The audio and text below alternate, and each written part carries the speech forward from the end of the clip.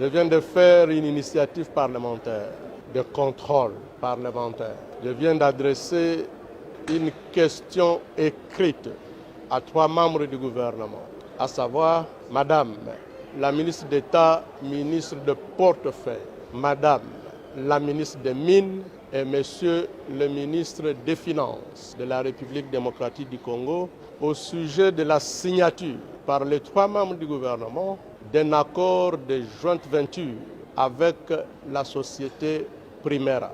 La société Primera est une société de droit des Émirats arabes unis. Au terme de cet accord, il est indiqué que la société Primera et la République démocratique du Congo créent ensemble des sociétés Primera RDC.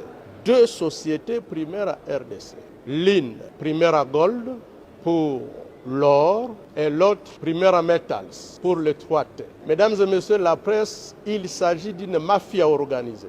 Pourquoi? Chaque société Primera n'apporte que $20 000. Je dis bien $20 000. Primera Gold, $20 000. Primera Metals, $20 000. Et dans les $20 000, la RDC apporte 9 000 et la société Primera n'apporte que 11 000. Mais à cause des 11 000 $, les 3 membres du gouvernement accordent un monopole pendant 25 ans pour l'or, pour le coltan, pour la cassiterie, pour le cobalt, bref, 3T pendant 25 ans pour toutes les provinces du Nord Kivu, du Sud Kivu et du Maniema. Mesdames et messieurs, c'est inadmissible.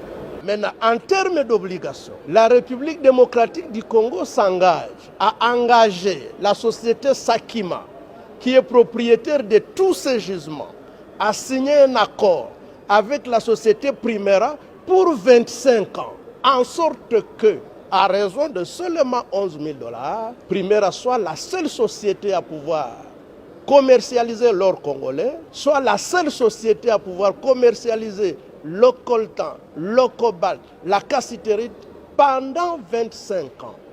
Et ce n'est pas fini.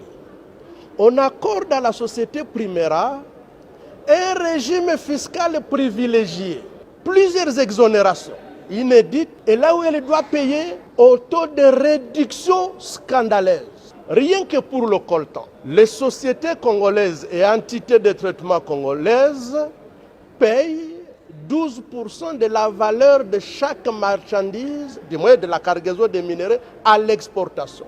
Là où les sociétés congolaises payent 12%, Primera ne payera que 3,5%.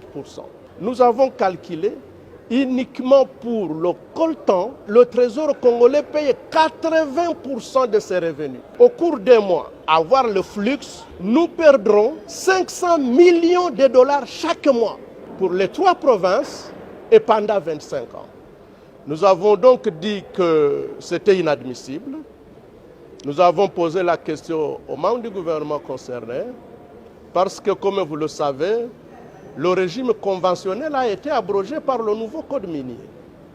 Aujourd'hui, nous sommes sous le régime légal et toutes les sociétés sont traitées de la même manière. Le président de la République dit, et avec raison, vouloir créer des millionnaires congolais. Ce n'est pas en accordant un monopole immérité à une société étrangère que nous allons créer des millionnaires congolais. Ce n'est pas en accordant des exonérations illégales à un étranger que nous créons des millionnaires congolais. Et enfin, ce qui paraît scandaleux, en ce qui concerne le règlement du contentieux, les 3 membres du gouvernement ont renoncé au privilège de la souveraineté de la République démocratique du Congo. Je n'invente pas, le contrat est là gelé. Vous allez même le publier. En ce qui concerne le contentieux, les 3 membres du gouvernement mettent à égalité la RDC avec une société privée en disant que, en ce qui concerne le contentieux ou l'exécution des décisions arbitrales ou judiciaires nées de cette convention signée, la République démocratique du Congo n'invoquera pas son droit à la souveraineté, ni des immunités y attachées. Ce qui revient à dire qu'en exécution d'un jugement produit par Primera, nous pouvons nous retrouver avec le palais du peuple saisi. les comptes du trésor public saisis. Le palais de la nation, des immeubles et des symboles de souveraineté ne sont pas protégés. Disons que ce n'est pas normal. Ensuite, comme vous le savez, la société Sakima, à laquelle les 3 membres du gouvernement enjoignent de signer des contrats de jointe venture avec la société Primera, cette société a déjà signé des contrats de même nature avec des sociétés de droit congolais, lesquelles sociétés ne sont pas disposées à renoncer à leurs droits.